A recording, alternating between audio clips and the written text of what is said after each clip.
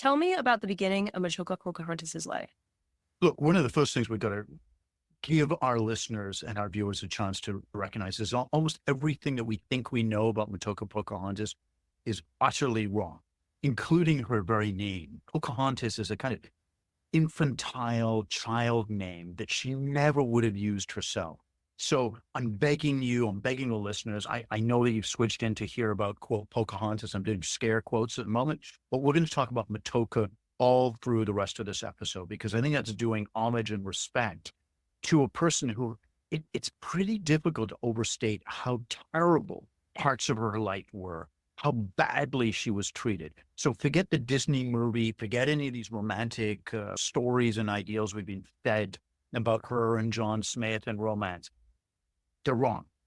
However, the actual true story is even more interesting, including that she may have been poisoned or killed at the end. So if her relationship with John Smith isn't what we thought, what was her first relationship with the English? It was a bunch of utter aliens landing on this new continent. They knew nothing about what they were going to go and find. They were obsessed with finding gold and diamonds because they'd heard that the Spanish and Mexico and Latin America made their fortunes. So they land in Virginia desperate to find mineral wealth, and they don't. But they haven't learned the language. They know very, very little about the culture they're going to find there. And then it gets really horrific inside the colony. Tell me a little bit about that. But first of all, they arrive with no women. So these guys are there in this strange, extremely cold place. Remember, they don't have central heating, insulation, anything like that. They're literally wood fire. And they've got no women. They've got no women for years. And many of the, quote, English colonists, there are a number of different nationalities, including Italian, including West Indian. But that first few years, it's just English guys who are being dumped on the other side of the world. No women, nothing there. And they start deserting. They're like, forget this for a game of soldiers, to quote the English, term. I'm going to join the Indians. At least I can have a wife there.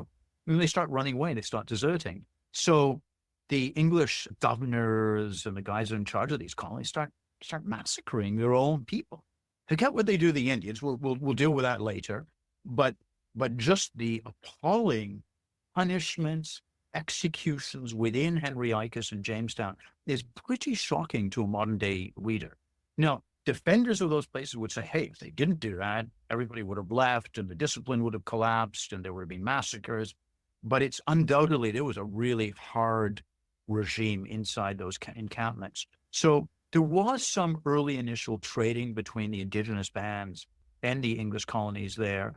And one of the certainties that we know is that Matoaka was along for some of that interchange. In between 1607 and 1610, there are reports that she's playing, she's doing cartwheels, she's enjoying herself, she's playing with the young boys of the colony, just a kid, having a good time, enjoying herself.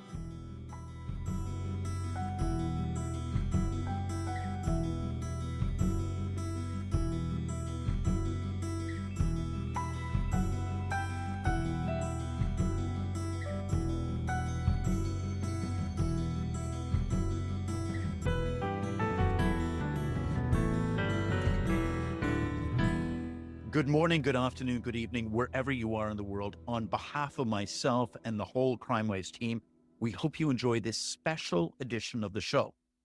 Regular listeners will know that in the early 2000s, the founder of our college here at the University of New Haven, Dr. Henry C. Lee, was invited by the Las Vegas entertainment legend Wayne Newton to find the location of the body of Matoaka Pocahontas. Dr. Lee passed the search on to me, and we are building a team as a cold case unit. So this is not typical historical research, but police investigations looking only at the facts that we can determine. For just as Matoaka's life was full of hardship, so too has her legacy been exploited by just about every malevolent force in American history. We only want the facts. If once we discover the actual true location of Matoaka, we're not touching it or disturbing anyone's final resting place. That will be a decision of the local UK community and the indigenous bands of Virginia. So now we're beginning our work. Later, we're going to bring in toxicologists, UK historians of every social class, and of course, indigenous experts. And the rules are very simple of this quest. No exploitation of Matoaka, no propaganda, no mythologizing the woman who was a very good case to be called the founding mother of America.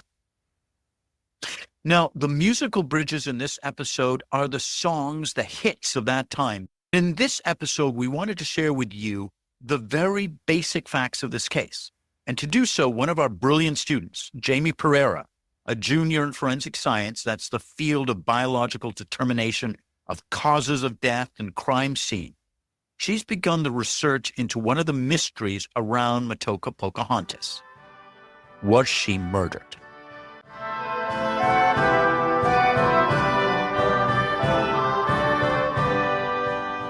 How did they communicate? It's a real problem because the English have no knowledge of the indigenous language. The indigenous obviously have no knowledge of English. And so at various times, they're putting boys into indigenous encampment. The indigenous are sending people into the English to learn their language. And one of those first people is Matoaka. And so she is one of the cultural bridges because she learns to speak English. So she is going back and forth, translating, working with them. But there are some really interesting cases of people being bilingual at that time. Who did she marry? Again, what we're getting from two sources here. One is some primary documents written back by the English to their investors back in England. So there's letters, there's diaries, there's journals. And then we're also dealing with indigenous sacred stories that have been passed down. And one of them begins to discuss sometime around 1610 that Matoaka passes through menstruation and is almost, in the first couple of months, found a man to marry, or a teenage boy slightly older than her. And so they marry, and they're married from about 1610 to about 1613. And again, this is something that's never discussed or very rarely discussed in the kind of popular legends of Matoaka. It's always thought that she fell in love with some white guy arriving from England. And that's not the case. That is not the case. Happy childhood, married to a guy, married for a couple of years, age 13, 14, 15, which was the normal age at that time. And then the dark times of 1613 happened. It seemed like the English were turning on each other at some point when they first initially got there. How did it turn against the Native Americans? Pretty badly. And one of the things that I must say in defense of John Smith is he's actually not a bad guy in those first couple of years. He's exploring, he's going around, he's making alliances, that's too strong a word, but friendships of some type between him and the native leaders. There's some controversy about the nature of that. He claims that he was about to be executed, and then Matoaka saved him. But what is clear is that there was a strong relationship between the indigenous bands and John Smith. Strong enough so that years later, Matoaka, when she gets to London, is angry with this guy and contemptuous and disrespectful of him. Hey, we made you a member of our family, our clan family, and you lie to us? So short of food, they're at war with the people around them. Communication is stopped effectively. And that's where they start really mounting up the killing inside Henricus and Jamestown. They bring a warrior over, a very good warrior, a guy called Thomas Dale, who has fought with the Dutch against the Spanish. And that was like the big battle war of all time in that era. It was truly extraordinary. And he was a very good soldier. But he comes over and he tries to, and he does impose an iron discipline inside the colonies. And it becomes a horror movie. There were more than 200 different ways you could get yourself executed in Jamestown and Henricus. Falling asleep on guard duty, not going to church. However, you had to go to church 15 times a week. Now, much of that was mustering, making sure everybody was there. But even if you slept in and missed church a couple of times, you were suddenly facing capital punishment. That's how severe the stuff was going on. So you can understand why, if you're an English colonist, you haven't had sex for years, you're being persecuted by this guy. You're like, man, why don't you go join the indigenous guys? Like, to get this. And as well, what people tend to forget is that most of the people brought over, again, they didn't volunteer. They were indentured laborers. So somehow they got in debt to some highfalutin lord back over in England, and the highfalutin lord goes, I'm invested in this thing so you can get out of it by going to work over there for 7 years. And they would do, and they were virtual slaves. They were wage slaves. So it had all those things going on. So you can see why the native way of life was so attractive to these guys at that time.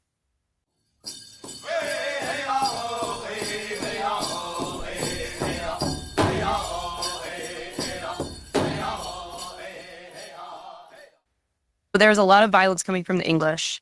How did that provocation turn against Matoaka? How did she become a victim?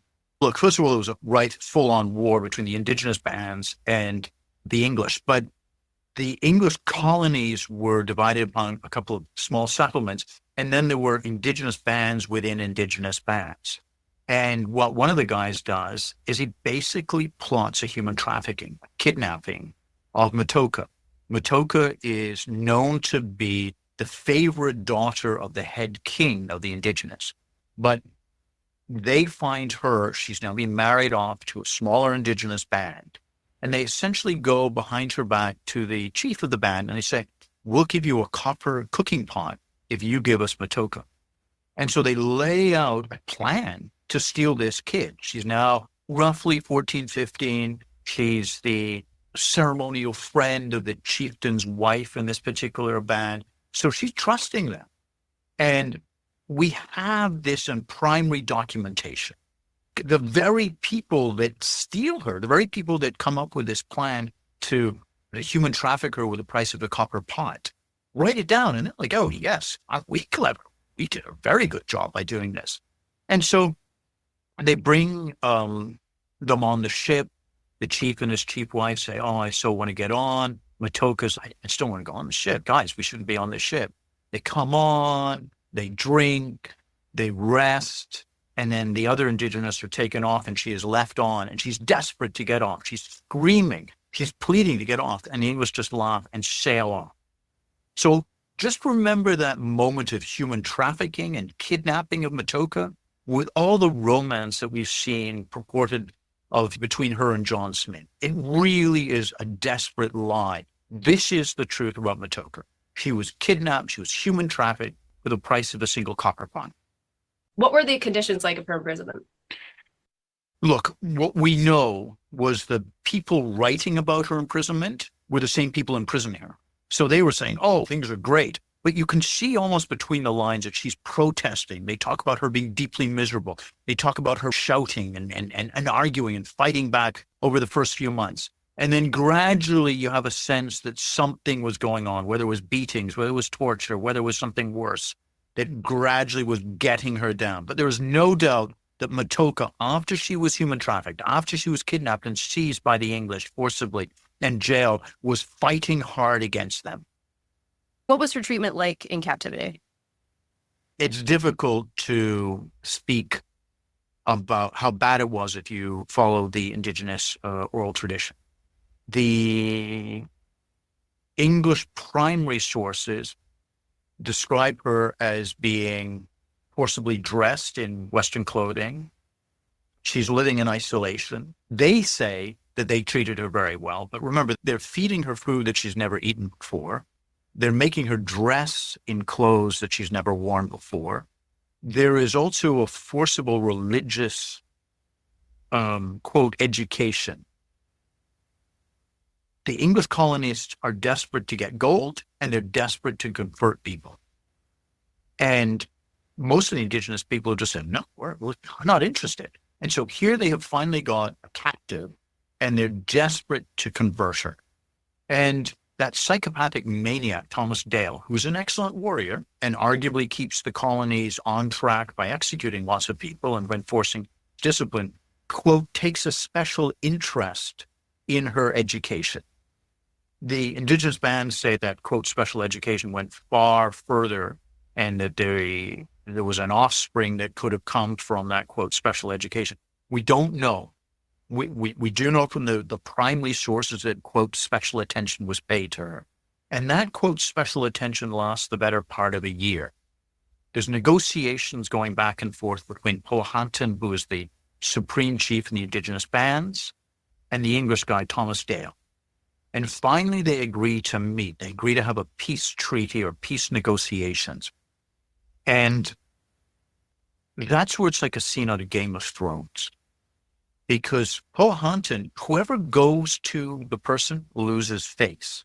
So Powhatan is sitting in his throne room, and his warriors come out. There's 400 of them, there's 150 of the English, and there's a standoff. There's a tension between them. Powhatan is going to go in. He's not, they're going to have to come to him.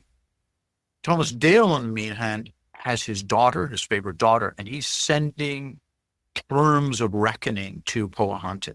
And then there's a standoff. There's an armed standoff between these soldiers ready to kill each other.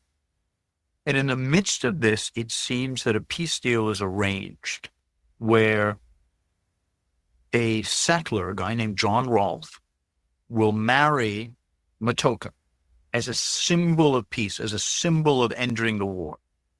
And Powhatan will send the English some food so they can survive, and the English will stop killing them. And so she's really becomes, from a human traffic victim, she becomes a pawn in a political game between these two peoples. And to be fair, her sacrifice, her self-sacrifice ends the war. It ends the killing. And there's something of a golden age that begins. I use that word advisedly, between the indigenous bands and the English, and it lasts for a number of years. And it's really brought on by her self-sacrifice and agreeing to that marriage with John Rolfe. John Rolfe, interestingly, has written a 7-page love letter to Thomas Dale in the midst of the negotiation saying, oh, by the way, Lord Dale, that woman, I really love her. And it's an interesting letter to read because it really has been read on all kinds of different angles. Some people say, this is the most romantic letter in history, or one of the most romantic love letters in history. Here's this raised English guy saying, I love this woman and I just want to be with her. And other people are saying no. Matoaka was already married previously before her kidnapping. Yes. How did that end and this begin? We don't know how it ended. Obviously ended with her being kidnapped and her being placed in this marriage of diplomatic and political convenience.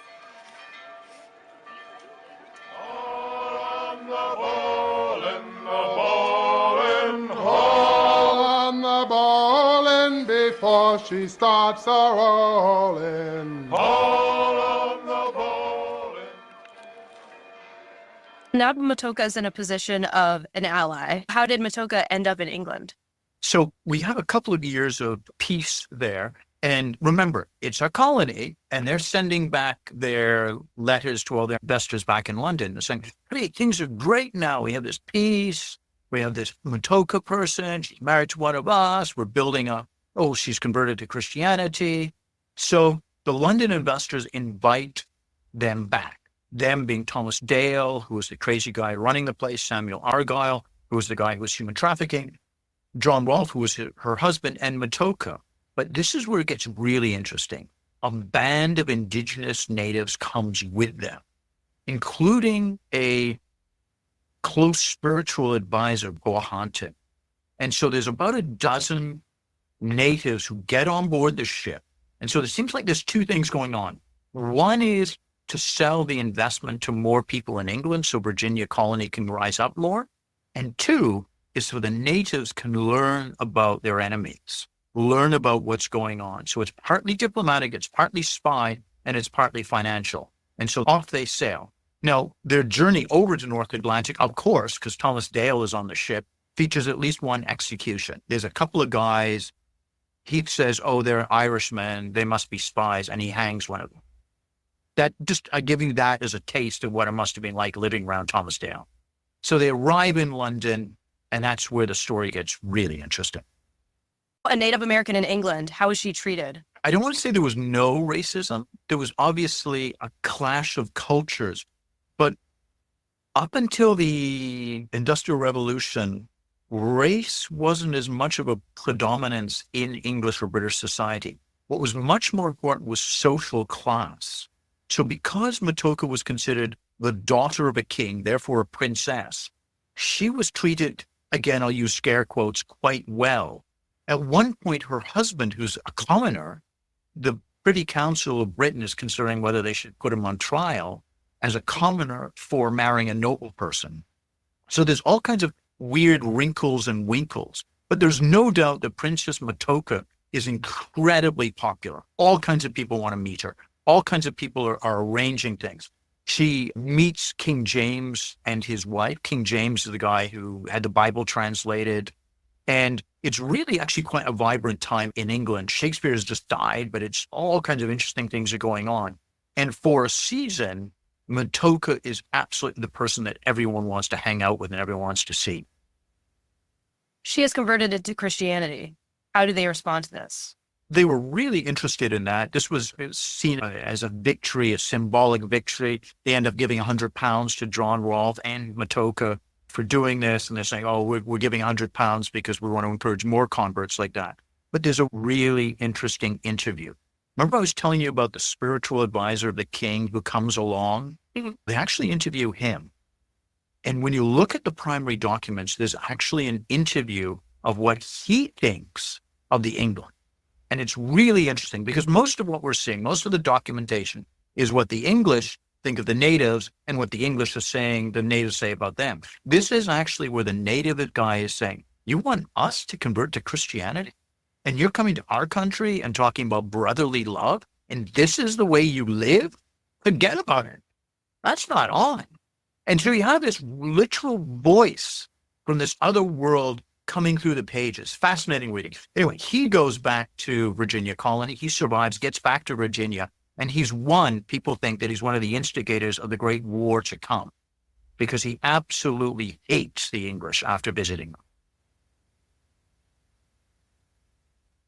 We have a native person who is not used to this new culture, basically being commodified and used for how they're changing this person. Yes. Yeah.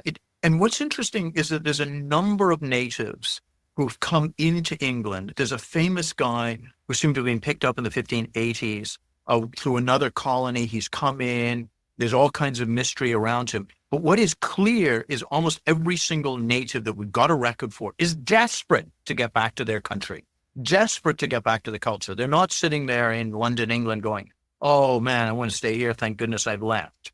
This is clear that people are driving that way. And that's really a theme throughout much of this interaction, is that pre-industrial revolution, it was Westerners that desperately wanted to become indigenous. So part of the reason why they kidnapped Matoaka was that 7 English colonists had run and desperate to join the indigenous.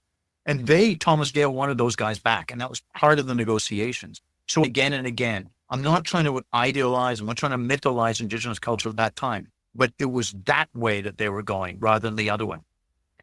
Seems like there'd be a lot of commotion, a lot of attention towards Matoaka and the Jamestown colony coming in.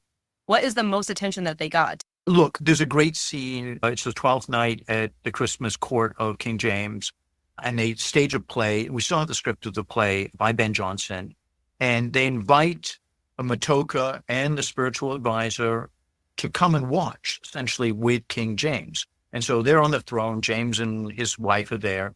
And it's a weird one in that it's really to show off King James's homosexual lover, a guy, Buckingham.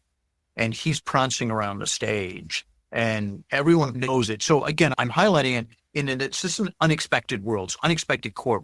It's not the traditional thing that we think. But somebody describes Matoaka as the most noble person in the entire room. So it's not simply racism. There's lots of currents going on. But what is no doubt is that Matoaka is revered and respected by people that meet her. They even have her painting drawn. There's a famous painting of her where she is described, Matoaka. And they give her various symbols, an ostrich feather, pearls, to indicate that this is a person of royalty. Do we have any idea of what she was thinking during this time? No, and I don't want to make the mistake of putting in thoughts into her head. I prefer just to stick to the facts.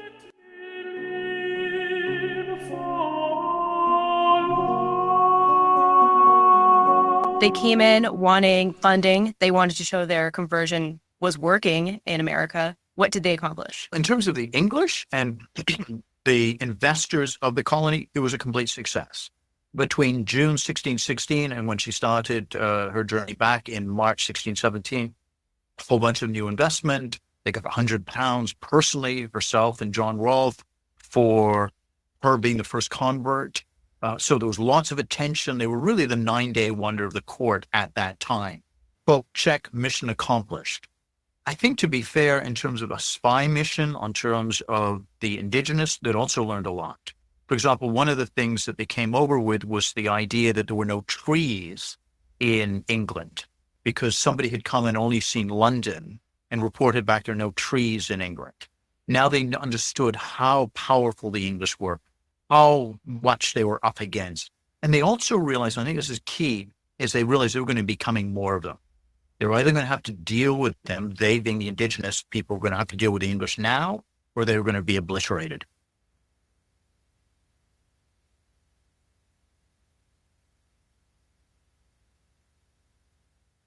With all they accomplished, they're now leaving England. Talk about that transition out. This is frankly where I'm going to hand it over to you, because what we've got now is two sets of competing tales. The English are clear that she's leaving on 1619, March of 1619, she sails off down the Thames River. The indigenous tradition is that she was murdered.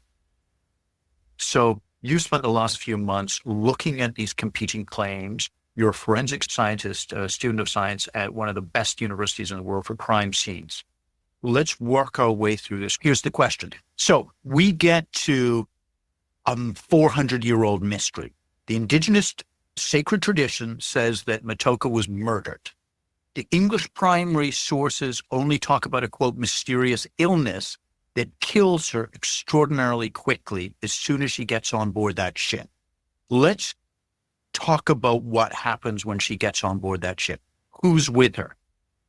We have her husband, John Rolfe, and her son, who was born a year previously. We have Captain Argyle, as well as her accompaniment that she came with from her native tribe. We have Unamanamakan, who was the spiritual advisor that I was speaking of. And I just want to interrupt here for 1 second. I'm sorry about this, Jamie, but Captain Argyle is the guy who arranged her kidnapping. So you can imagine on a small ship, just the human interaction between this jerk who's human trafficked her. Now he is on charge of this ship. How did she, quote, celebrate this arrival of Matoaka and her husband coming back on his ship? They're celebrating with the dinner. Their plan went exactly as they wanted. They showed themselves off to the English, and now they're going to have a celebratory dinner. So they have a celebratory dinner, and already I'm thinking Agatha Christie, because when there's a murder mystery, it always comes around somebody being poisoned at a dinner or drinking the wrong thing. What are they celebrating? The success that they had in England. She made her part well. She was an example of Christianity conversion of the Native Americans. They got their funding, and now they're going back. So I'm just going to remember that, because in the murder mystery that is around Matoaka's death, at least the English are happy with what she's done so far. What is the thesis that in terms of her murder, starting from that dinner, what's the thesis of why and who could have killed her? The thesis is that she learned something she was not supposed to. They believe that she was either sitting on a conversation about plans that were going to happen to the Native Americans upon their arrival back in Virginia, or they just did not need her anymore, and they were able to get rid of her at that point. And is there any discussion as to why they would have waited for her to get on board the ship? Couldn't they, if it was going to be a murder, wouldn't a dagger or some poison in the streets of London be more effective? She was the talk of the town in England. People loved her. And obviously they still wanted to have peaceful relations with the Native Americans upon coming back. If they're told by her accompaniment that she was stabbed, that's going to raise some red flags. So it had to be something mysterious. It had to be a mysterious death if it were a murder. Talk to us about what happens on the ship as it goes down the Thames. So about 20 miles down the Thames, she ends up not feeling well. We don't know. It's really up in the air whether she started not feeling well before they had even reached the ship entirely or if this was a sudden occurrence. Do we know what her symptoms are? Based on sacred oral traditions, she was ill in the stomach area and there were convulsions. It doesn't sound like pneumonia. It doesn't sound like a respiratory. It sounds like something being upset in the tummy here, which could be poison after that celebratory dinner. There are other options as well. So if you look up, the most basic answers are going to be pneumonia. They're going to be tuberculosis. That's respiratory. We're not seeing accounts of coughing. We're not seeing accounts of any respiratory thing. What you found in the primary sources is that it was something, whatever led to her death, murder or sickness, came from her stomach. So it wasn't respiratory. It wasn't tuberculosis. Tell us, at least in terms of murder, what it could have been. We have theories of bloody flux, which this is very similar to her symptoms, where it would be a stomach type virus. It's also known as dysentery. This is an attack on the intestines, causes diarrhea, stomach problems. It affects the colon mostly. And this could cause death within 48 hours. And my understanding of bloody flux is that it's a disease that's specific to shipborne. So dysentery, cholera, you'll get on land from a contaminated water source. But bloody flux was something was specific to onboard ship. Is that right? Yes. Okay, so that's an interesting theory. I've seen it in a number of books on Matoaka. One is an excellent book written by one of the historians at Henry Ikas, a brilliant guy, wrote 10 facts about Pocahontas in England, which I think a really interesting book. What do we hear in terms of a poisoning?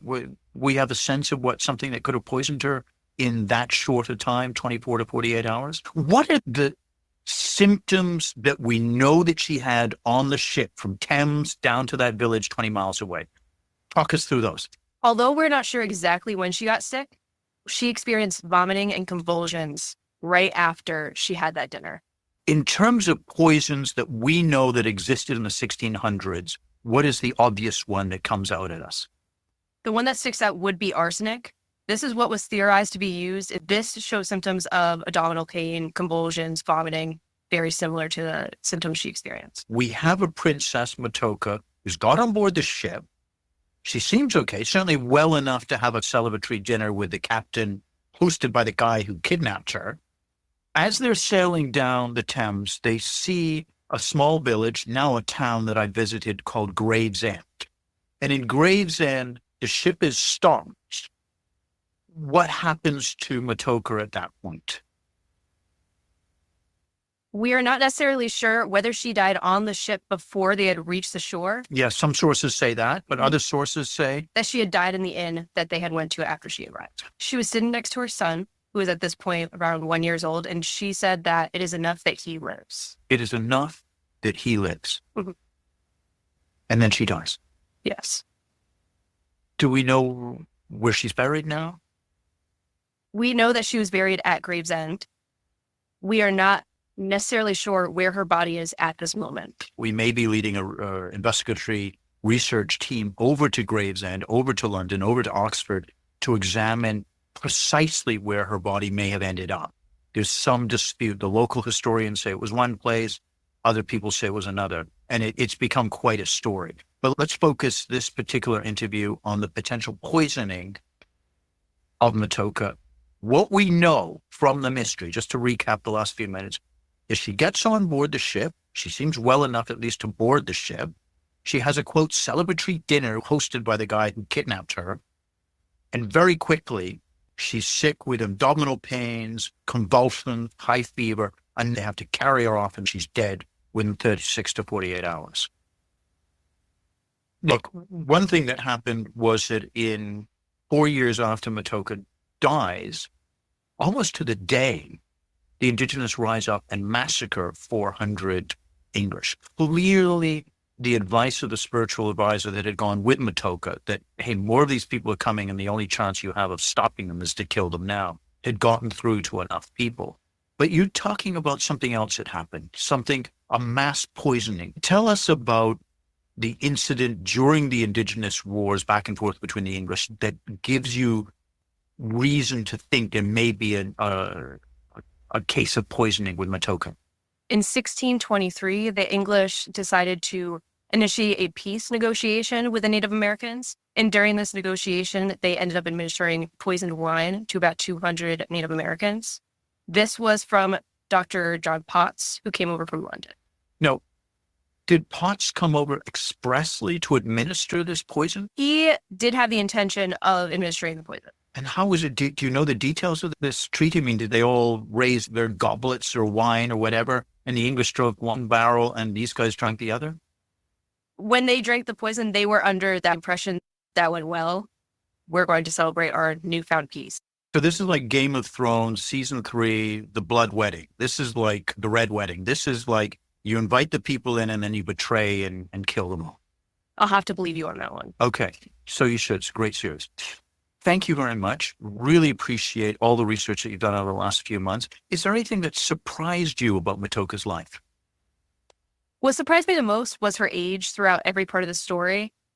She was undeniably young, especially compared to the people that she was with. She had incredible resilience. A lot of stuff happened to her. Kidnapped, human trafficking, this forcible conversion, possible sexual assault. We're not sure, and I don't want to besmirch anything here, but just appalling stuff was going on, and taken out of her culture, out of her language. Yet she continues to bounce back.